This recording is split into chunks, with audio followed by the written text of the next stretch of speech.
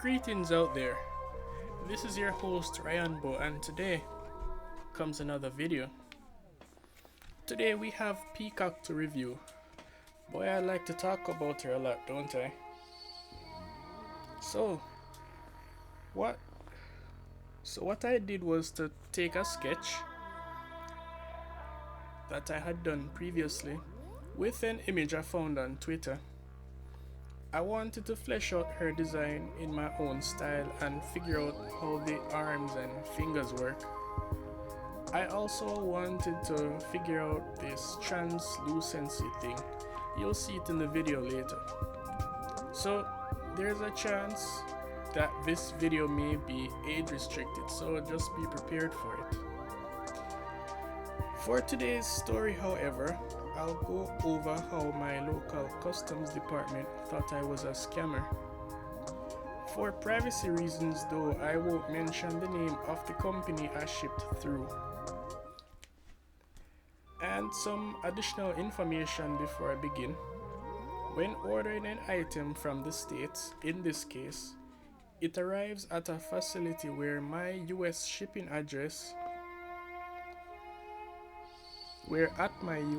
address, it's inspected, weighed, and put on a flight going to Jamaica. When it arrives in Jamaica, it's inspected and evaluated again before being given to the shipping company, then carried to the store where it can be picked up. And so it begins. This all started when this eBay bid came up one day. I was at work looking up Huion tablet listings. I saw this particular listing come up where the bidding started at $1. So I placed a bid for $1 out of curiosity, and the following day I won. No one else placed a bid. Yeah, fortunately no one else placed a bid. I paid $13.64 for a Huion Q11K. I recommend it highly for your first large tablet, especially if you're a beginner that wants a wider space to work with. So, it's the regular run-ins. I receive a tracking number after payment on February 3rd, and it was delivered to my private US mailbox on the 7th of February. As a precursor, I sent my tracking numbers. I had another package on the way that arrived at the same time, so I asked the shipping company to consolidate the packages. Consolidation is basically where they just put the packages together. Sadly, when they received my email, the package was reclassified from tablet to laptop. This will get more fun later. During inspection at the US facility that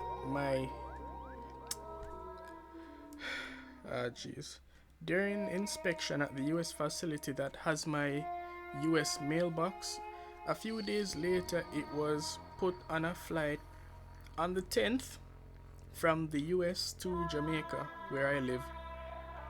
Simple enough, right? When it arrived in Jamaica though, that's where the problems began. I got a call from the shipping company,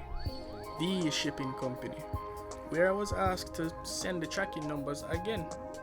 I was confused, so I sent these tracking numbers again. Around the 15th, I received another call where I'm asked to send a screenshot of my purchases with the tracking number and the total price I paid. For some people this might seem a bit odd, but around here this is kinda normal since it's coming from the States. I was annoyed, but I gave them what they asked for. I was informed from an email at the time, around the 17th, that I had packages ready for pickup. Since I had ordered other stuff outside of that, I was expecting other things, so because of the timing, I thought they would all be ready at once.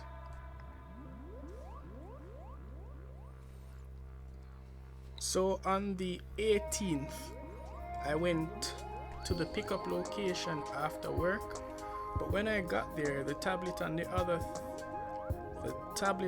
other item weren't there, which was odd to me.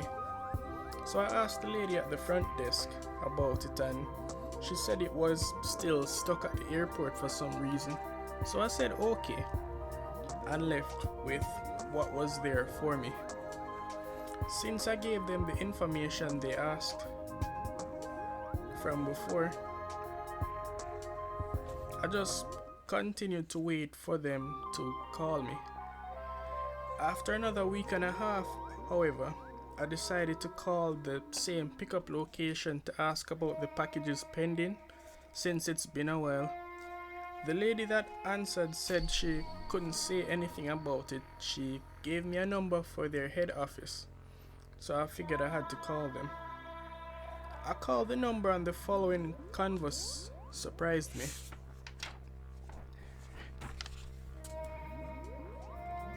When I called and got formalities out of the way, I asked about the packages and he looked it up. The man at the head office asked if I sent the right tracking number because the invoice doesn't look right. I asked what he meant and he replied that the package is still at the airport and customs won't clear it. When I inquired further, he went on to explain that customs didn't believe that I paid $1 for a laptop. When he said that, it came back to me like some weird foreshadowing incident that my consolidated package was reclassified to a laptop. So because they can't go into the package, they assumed that it was a laptop. I started wondering if my package was mixed up with someone else's, but no. The airway bill said the package had 2 items in it. So when I say airway bill, it's like a regular bill, but when receiving an item from overseas, it has to be classified as per the shipping company's pricing tiers for things when they come in, because there's a price I have to pay based on the weight to actually get the item when it arrives at the pickup location, but I digress. So we continued and I asked, wait a minute, what are you saying really?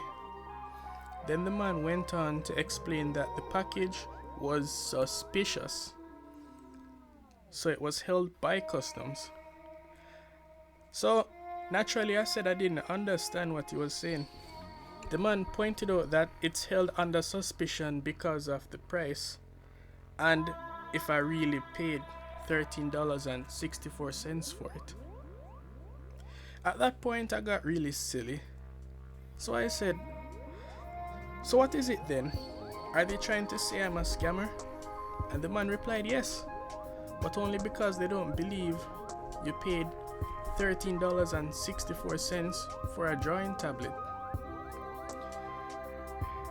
So at that point I asked if this was a joke, but he replied that it was very serious. People do this often and I was under suspicion of doing so, since it's a common thing for people in my particular area and group to do these things. So eventually I was given a WhatsApp number for the same head office and given the following instruction. If you have access to the account used to make the purchase, to get a screen recording in the account, checking the purchases history and scroll into the section where the items were, where the cost paid can clearly be seen with the tracking number. I took a moment, but I said okay. I complied, and after I hung up, I recorded that on my computer and sent it to the WhatsApp number. He replied to the message saying okay, I sent a laughing emoji and he said good deal. Then after the end of that week I went for the package and everything was okay. So when I sit down and think about this whole situation, this is how Jamaica Customs treats me. They sure wanted me to pay that extra tax. As we say in Jamaica, how do them people, man? Or you can translate that as, why are people like this? An honest man can't get a good deal online without being suspected of fraud, changing the price on an invoice just to get an item and bypass the customs duty because of it. No, I have to be some sort of scammer, don't I? You can tell that I'm salty about this, and I am, because it wasn't really fair. But that's how it is, I suppose. And that's my story. 10 minutes, not bad. So, if you've stuck around up to this point of the video, I'd like to thank you very much for hearing me out. I try to make these videos every now and then.